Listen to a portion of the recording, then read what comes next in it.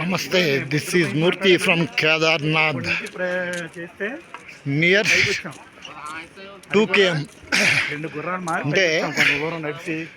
అంటే మేము కింద నుంచి గుర్రాల మీద వచ్చాము. ఆ గుర్రాలని ఒక 2 కిలోమీటర్ల దేవాలయానికి 2 కిలోమీటర్ల దూరంలో ఆపేసాడు. ఇవన్నీ చీకటి ఉండటం వల్ల కొండలు కనబడతలేదు. కొండల మధ్యలోంచి నడుస్తున్నాను.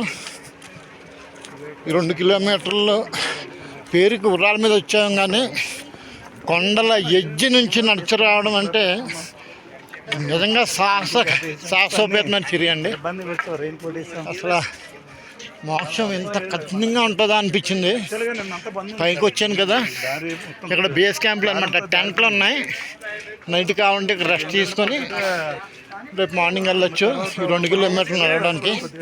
అయినా నేను ఇప్పుడు ఈ 2 కిలోమీటర్లు ఇప్పుడే నడిచేస్తున్నాను. చాలా ఆయాసంగా ఉంది, అయినా నడుస్తున్నాను. చాలా చల్లగా ఉంది. స్వెటర్ వేసాను, ట్రైన్ కోట్ వేసాను, మంకీ క్యాప్ వేసాను, అన్నీ వేసినా ఇంకా చలిగా ఉంది.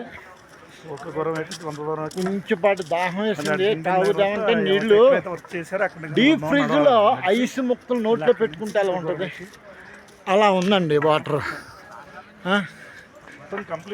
చూసారా, నందిని బేస్ క్యాంప్ అంట. ఇదో బిజినెస్.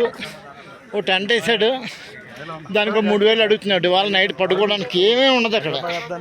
మళ్ళీ బహిర్భూమికి వెళ్ళాలంటే బయట పోవాల్సిందే. చిన్న పడుకోవడానికి చిన్న దుప్పటేస్తున్నాడు అంతే. ముందుకెళ్ళాలి కదా. సరే, కాస్త ముందుకెళ్ళాక మళ్ళీ చెప్తాను. చీకటిగా ఉంది కదా, మీకేం కనపడదు. హర హర మహాదేవ్, శంభో శంకర, హర హర శంభో శంకర, నమ శివాయ, ఓం నమ శివాయ.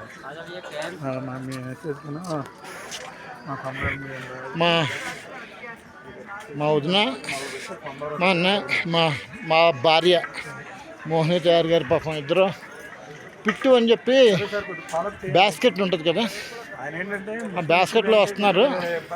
వారు గుర్రం మీద రాలేకపోయారు. వాళ్ళు వచ్చేటప్పటికి ఇంకా 5 hours పడుతుందట. చూడండి ఎంత హైట్ ఉందో. ఇక సెలవు, బాయ్. పూర్తి వివరాలతో రేపు మార్నింగ్ కలుస్తాను.